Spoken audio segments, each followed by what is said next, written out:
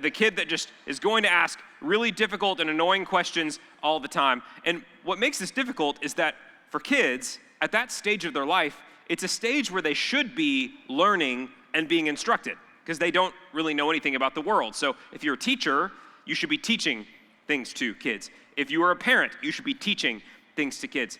But it can be hard to teach a kid something when you are being deluged with a barrage of questions like, how do you know that? What is that? Why? Why? Why? And they ask over and over again. Those questions can make it difficult to instruct. We also know, though, that we want our kids to ask questions, right? Asking questions critically is how you learn things about the world, and you can question whether someone is telling you the truth or not. So asking questions, I would say, is a good thing. But sometimes there are inquisitive kids that are not asking things for the purpose of really learning information. They're asking questions just to make things difficult on you. And if you've taught kids, you know this before. Now, how do I know that this is true? How do I know that there are some kids that will deliberately ask questions to make life difficult for the person they're asking? It's because I was one of those children.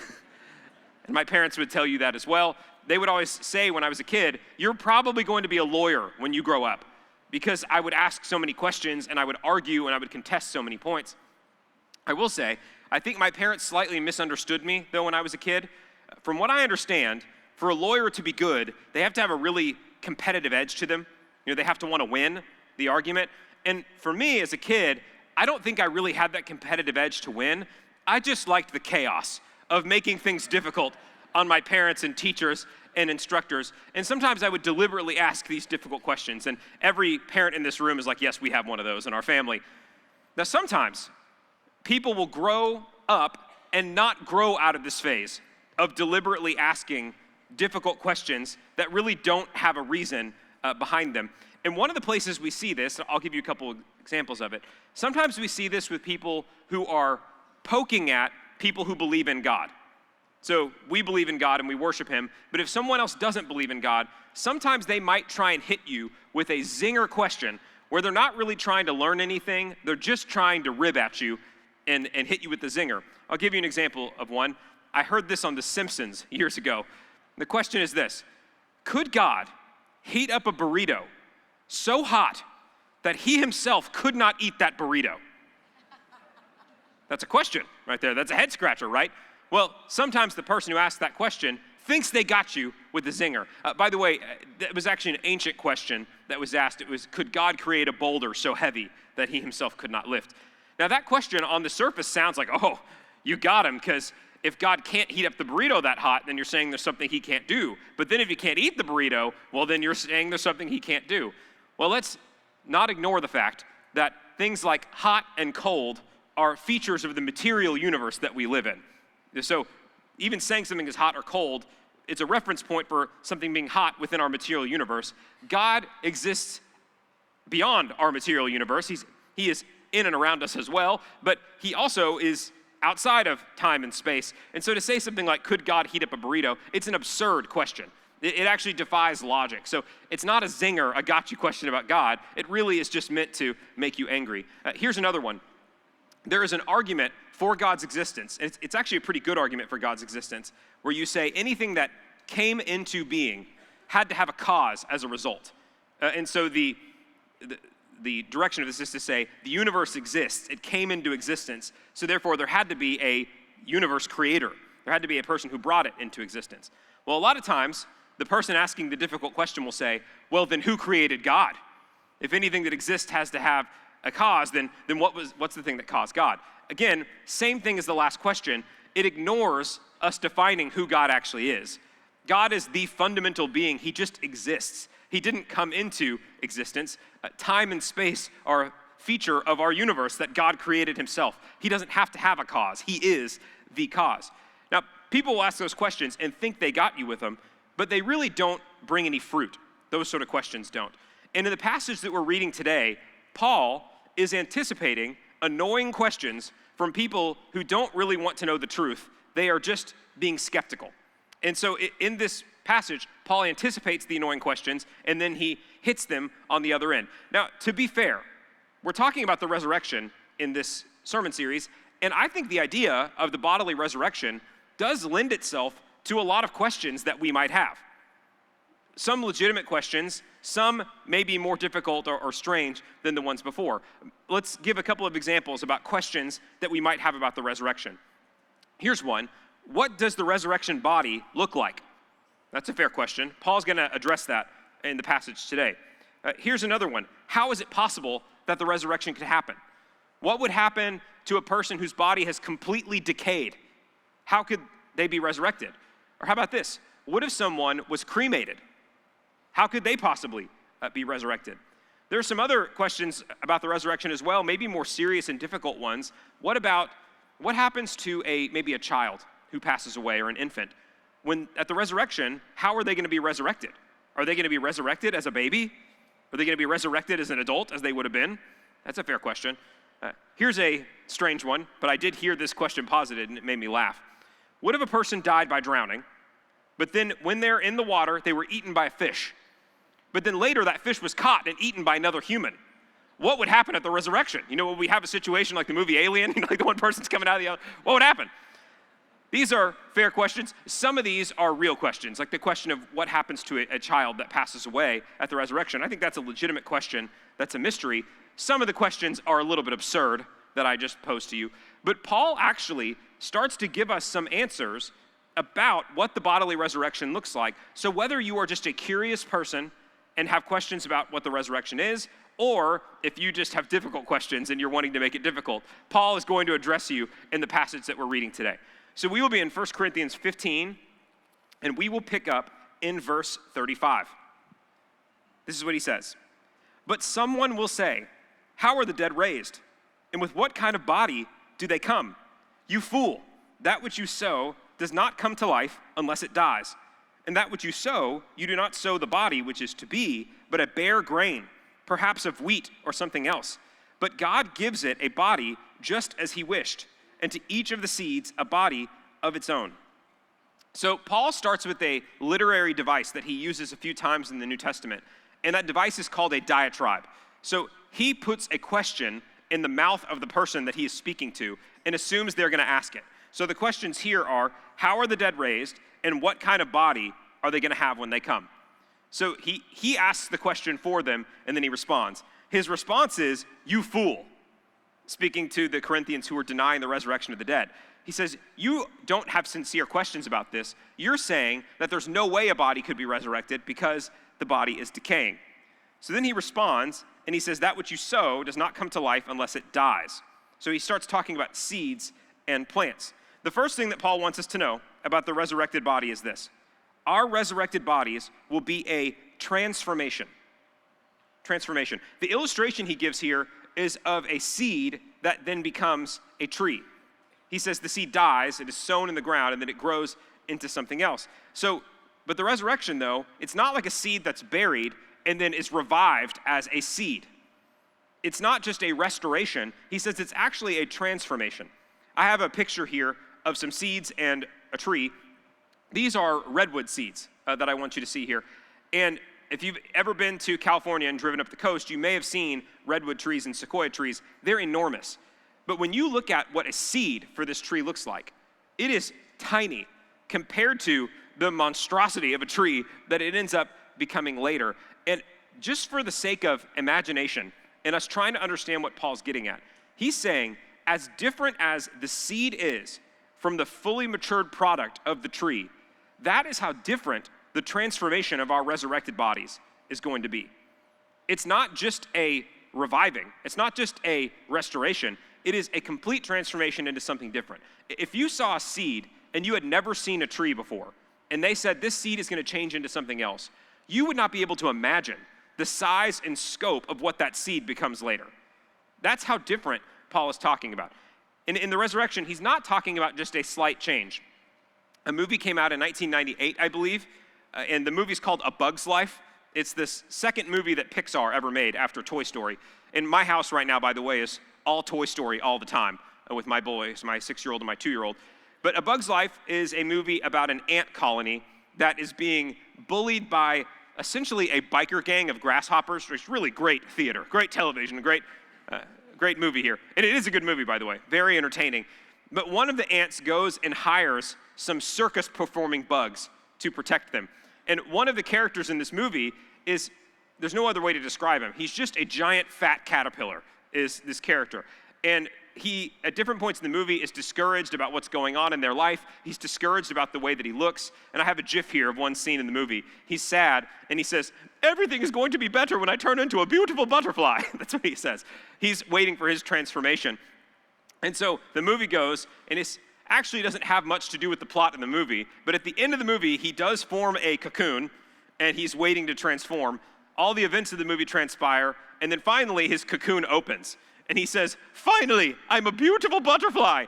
I'm not just using that voice. That's the voice that he uses in the movie. I'm just being accurate to the subject matter. So he says, "Finally, I'm a beautiful butterfly." And he comes out from the cocoon, and his transformation looks like this. It's the second picture. These two tiny little wings. He says, "Finally, I'm a beautiful butterfly." And then he still can't fly. His other friends have to pick him up and fly him away. I think sometimes we are guilty when thinking about things like God's future for us and the resurrection, of thinking small like this. Like the transformation that God has in mind for us is just gonna be slightly better than my life is right now. Like maybe just the best version of what I can imagine my life is at the moment. And Paul tells us that's not the metaphor of what the resurrected body is like. The resurrected body is going to be as different from our current situation as a tiny seed is to a massive tree that gives shade to so many. Now, that idea of seeds and trees and plants growing, that's all over the Gospels. Jesus uses that as an illustration. It's all over the Bible, that it starts something small and grows into something large. And that's the kind of transformation that we might experience at the resurrection. Do we know what it looks like? No, but we have little hints. Let's keep reading, verse 39. "All flesh is not the same flesh, but there is one flesh of men, and another flesh of beasts, and another flesh of birds, and another of fish. There are also heavenly bodies and earthly bodies, but the glory of the heavenly is one, and the glory of the earthly is another. There is one glory of the sun, and another glory of the moon, and another glory of the stars, for star differs from star in glory." The second thing Paul tells us about our resurrected bodies is that our resurrected bodies will be unique from one another. From one another. I think a lot of times we get the image that heaven is just going to be this monotonous place, or God's new creation for us. Everyone's going to be the same. We'll be dressed the same. We'll all look the same. And that's not the idea that Paul gives us here. So he starts by saying each different creature on earth has a different kind of flesh. That's the phrasing that Paul uses here. And in the ancient world, they actually believed this completely to be true, that there was a different kind of flesh for each creature. So Paul mentions humans, beasts, birds, fish. He says they're all unique to one another. Then he moves to the next part, and he says, and there is a difference between heavenly bodies and earthly bodies. Start talking about the bodies we'll be resurrected to compared to our earthly ones. But then he goes even farther in the illustration and starts talking about heavenly bodies, meaning in the sky, the sun, moon, stars. And he says they differ from one another in glory. They are unique from each other. One for the sun, one for the moon, another for the stars, which is true. The moon and the planets and the stars, they're made of different things from each other. And so he says that our heavenly bodies, our glorified bodies, will be unique from each other. He even hints here that some of them might be greater in glory than others. Now, do we know why or how? I mean, we could posit and say maybe it's based on how faithful we were in our life while we're here. We don't really know that, but he says they are unique from each other. Now, I mentioned a moment ago that our resurrected bodies, they're not just going to be restored, they will be transformed. And to be honest about this, it probably takes some creativity for us to try and think about what God has for us in the future, some imagination. And for those of you who are not as imaginative, I think it might be helpful to have a visual aid about what our resurrected bodies could possibly look like. And so I was thinking this week, and I thought maybe we could display a mock-up of what some of the pastors in our church might look like in their glorified bodies. I want to take a look at this really quick and just see, okay, on the left here, we have Chris Cohen, voice of an angel, as I tell people, now body of an angel, just hitting it in the gym. Mark Terry in the middle, just looking fantastic, just absolutely going after it. And Patrick, after preaching to us last week, curls for the girls, even he's married, it's for Meredith. He's curling for the girl. And anyway, that's pretty silly. That's not what we're talking about here with our resurrected bodies. We won't just be comparing muscles. The idea here, though, is I just want to put this extremely clearly. God is talking about a complete transformation of what he has for us in our future. And again, we can only look at hints about what this might look like. Let's keep reading, verse 42. So also is the resurrection of the dead. It is sown a perishable body, it is raised an imperishable body. It is sown in dishonor, it is raised in glory. It is sown in weakness, it is raised in power. It is sown a natural body, it is raised a spiritual body. If there is a natural body, there is also a spiritual body. So the next thing Paul tells us, and this is difficult to understand, so we have to peel it back a little bit. He says our resurrected bodies will be spiritual bodies. Now, what does that mean? Does that mean that our bodies are going to be like a ghost, like translucent, like it's just made of spirit and it's not physical? Well, let's see what Paul says in this passage about these spiritual bodies. He says that our natural bodies are perishable, but our glorified bodies will be imperishable, meaning no more pain, no more death. Revelation says it this way: the Lord will wipe away every tear from our eyes. Even sadness will be gone. Dishonor is what our current bodies are in because of sin, but they will be sown, or they will reap glory, will be raised in glory. We experience weakness now. We will experience power then. And then finally, he says there's the natural body that then becomes the spiritual body. So we have to ask, what does Paul mean exactly when he says that we're going to have these spiritual bodies? It would be nice if there was some sort of clue about what these bodies might look like. Unfortunately for us, there is. We have an example of one of these glorified, resurrected bodies in Jesus.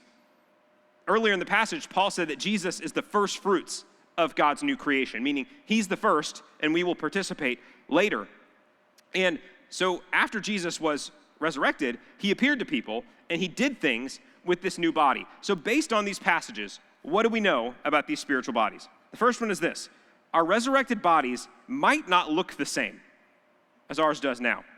In John chapter 20, the women first go to the tomb. They see that the tomb is empty, and there's angels that say, Jesus isn't there, he's been risen. They go tell some of the apostles. Peter and John run to the tomb, no one's there. They go home, and Mary Magdalene is left weeping at Jesus' tomb. She's thinking about Jesus, and then this happens. When she had said this, she turned around and saw Jesus standing there and did not know that it was Jesus. Now, it wasn't that her mind slipped and that she wasn't thinking about it and it was absent-minded. She was there weeping because of Jesus. She turns and sees him and doesn't know that it's him. Strange. Jesus said to her, "Woman, why are you weeping? Whom are you seeking?" Supposing him to be the gardener, she said to him, "Sir, if you've carried him away, tell me where you have laid him, and I will take him away." To add insult to injury, Mary not only doesn't recognize Jesus, she then accuses him of theft and moving a body around. I don't know what kind of crime that is. You police officers that are here can tell me what the charges would be for messing with a dead body. But she accuses him of that essentially. And then Jesus said to her, "Mary," he says her name. She turned and said to him in Hebrew, "Rabboni," which means teacher. So this woman who is thinking about Jesus specifically sees him, doesn't recognize him. He even speaks to her, and she doesn't recognize him until he says her name. So leads us to believe maybe his resurrected body looked a little different than he had before. Same chapter, John 20, the disciples have gathered, and it says this, starting in verse 19. So when it was evening on that day, the first day of the week, when the doors were shut where the disciples were for fear of the Jews, Jesus came and stood in their midst and said to them, "Peace be with you." So Jesus appears. Verse 26 continues. After 8 days later, his disciples were again inside, and Thomas was with them. Now, Thomas was not with them the first time when Jesus appeared, and then didn't believe them later when they said they saw Jesus. Jesus came, the doors having been shut, and stood in their midst and said, "Peace be with you." Then he said to Thomas, "Reach here with your finger and see my hands, and reach here your hand and put it into my side, and do not be unbelieving, but believing." The second thing we see here is that these resurrected bodies are going to be physical. They might not look the same, but they will actually be physical. The disciples were actually able to touch Jesus. In another of Jesus' appearances, he ate with them, drank with them. So he wasn't a ghost. He wasn't translucent. He wasn't hovering in the air. He was there with them. They could touch him and see him and hear him. So his body was real. Now, that passage we just read was also crazy. I wanted you to notice two things there. Both times, it says the doors of the room where they were shut and locked because they were afraid of the Jews, and then Jesus was among them. He appeared. Interesting. Leads to my next point. Our resurrected bodies will do more than we can imagine. One of my very favorite stories in the Bible is about these two guys. We don't know their names. They were walking on the road to Emmaus. It was a 7-mile walk from Jerusalem. They had just seen all the things that happened with Jesus. They were hoping that he was the Messiah. He was crucified, and dejected, they start their walk. And it says this, "And behold, 2 of them were going that very day to a village named Emmaus, which was about 7 miles from Jerusalem. And they were talking with each other about all these things which had taken place. While they were talking and discussing, Jesus himself approached and began traveling with them, but their eyes were prevented from recognizing him." So these guys are walking, they're talking about Jesus. He starts to walk with them. They don't recognize him. Same as before with Mary. As they walk, Jesus asks them what happened, and they say, "There is this man, we were hoping he'd be the Messiah, but he was killed by the Romans." The passage tells us that Jesus, using the scriptures, starting from the beginning, explained why the Messiah had to suffer these things. He used the scriptures and basically went through all the prophecy and said, this is the thing that has to happen to the Messiah. They get to where they're going. Jesus tells them he's going to keep walking. They beg him to eat with them. So they eat together. In verse 30, it says this, "When he had reclined at the table with them, he took the bread and blessed it. And breaking it, he began giving it to them. Then their eyes were opened and they recognized him, and he vanished from their sight. They said to one another, 'Were not our hearts burning within us while he was speaking to us on the road, while he was explaining the scriptures to us?'" What a crazy story. We don't know who these two guys are. They hoped that Jesus was the Messiah. They're walking on the road talking, man, what a terrible weekend this was. This was the worst weekend of my life. Jesus starts walking with them. They whine to him about how bad the weekend was. He uses the scriptures, which would have been their whole life, all of their culture, and he explains to them everything about the world. They had a brain explosion moment. He explains the scriptures to them. They get to where they're going. He breaks bread with them at dinner. They go, "It's Jesus," and he disappears. What a crazy story. Would love to be there ourselves. But what it shows us here is that Jesus, on multiple occasions, seems to be able to do things in his resurrected body that we can't really understand. Now, I know some of you might be thinking the same way as me. You're thinking about all the implications for your ability to teleport when you're in the future in God's new heaven and new earth, the pranking potential that you can do to people by appearing and disappearing. But if nothing else, it seems that this body that Jesus had was categorically different than the one he'd had before.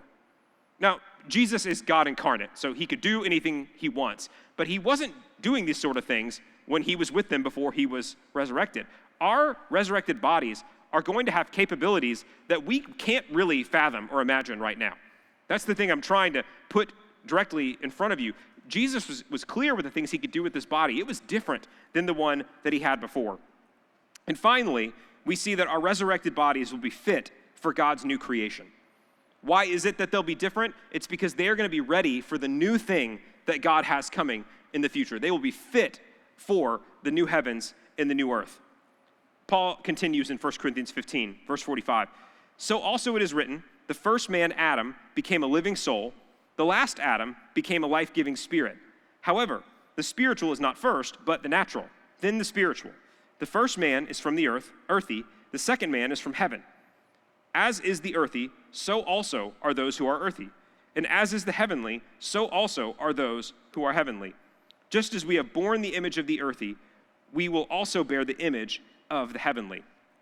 Paul talks back to the event of creation, where God creates Adam out of the dust of the ground, and unique to all the other creatures that God had created, he breathes the breath of life into him that makes him made in God's image. Now, that image of God, that life that has been breathed into you and to me, that same image has been tarnished because of sin. We don't live up to the fullness of what it means to be made in God's image. Paul says here that the last Adam, talking about Jesus, becomes this life-giving spirit that again breathes the breath of God into us and then is going to give us in the future a body fit to fully bear God's image and live in God's new creation. Now, clearly here too, this has parallels to the fact that we receive the Holy Spirit, who then dwells within us when we become in Christ. Paul, in another one of his passages, talks about the Holy Spirit being the first fruits of what we will then experience when we are resurrected. And the idea behind this is this: we are going to receive this new body in the future. We are going to be fit for heaven, fit for God's new creation.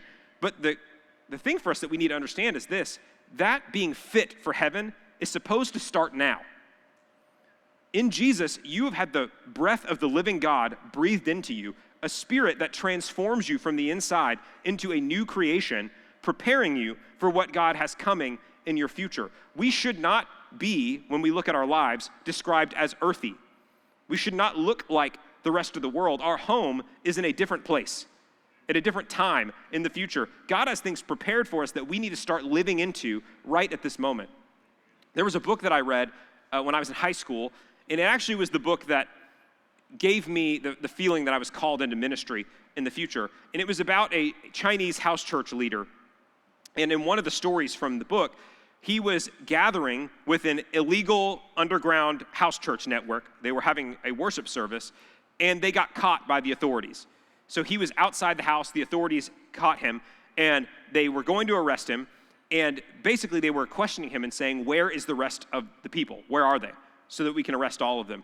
And so what this man did is, when he was running, he started to act crazy and yelling as loudly as he could so that the other Christians in the village could hear him and run away.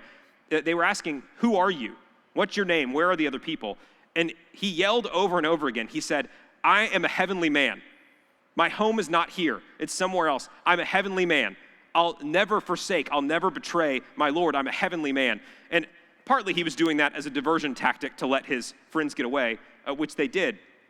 But I think that idea is pretty powerful, that if someone asks you what your identity is, if you were to explain to them who you are, would you be searching for earthly type of descriptors to describe yourself? I belong to this club. I belong to this family. I went to this university. I work at this place. Is that how you define yourself? Or you define yourself the way that God has called you to, that you have a future and a hope, a resurrected body that's coming beyond your wildest expectations or imagination? And if that's true, are you living into that truth right now? I mentioned the idea before that Paul says there's going to be different types of glory for these glorified bodies in the end.